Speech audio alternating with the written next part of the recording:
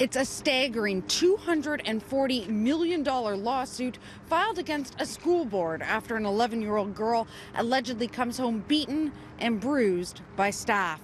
I'm Christina Howard, and the girl's mother, Karen Marr, is so worried about her daughter's safety that she's pulled her from classes indefinitely.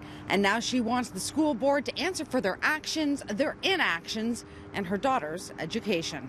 She came home with someone else's clothes on. I'm like, why do you have someone else's clothes on? She said they were holding me down and I peed my pants. And I thought, why would somebody hold a child down that hard that they have to urinate in their pants? That was Karen Marr last April, talking about her decision to remove her daughter, Charlie, from school. Charlie's been diagnosed with a severe intellectual disability. Although she's 11, she behaves and thinks a lot like a 4 or 5-year-old. After being told that her local Etobicoke school couldn't adequately accommodate Charlie, Karen commuted to Kawartha Lakes weekly, staying with her mother so Charlie could go to school there. That's when Karen alleges things went from bad to brutal. Charlie was being restrained every day or every other day at school. This has been like an ongoing thing. Her lawsuit claims that over the course of 5 months, there were 10 incidents that were particularly harmful.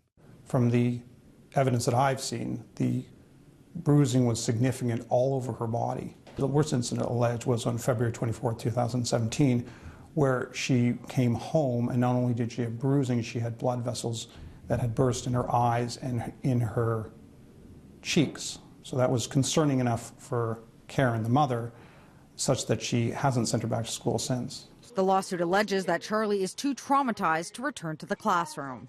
Physical restraints are allowed in schools across the province, usually to prevent assaults or in self-defense. But the rules for special education differ greatly. Karen admits she signed a safety plan which allowed staff to use restraints on Charlie, but the lawsuit claims that staff weren't using the restraints properly, that they used it as a form of punishment, and that staff were not trained to not batter students.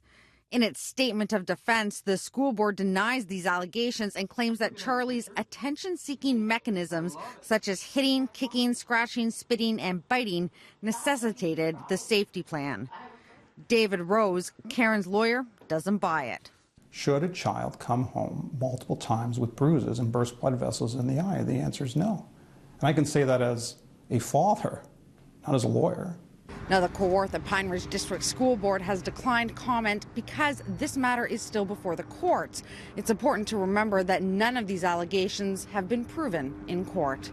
On University Avenue, Christina Howard, City News.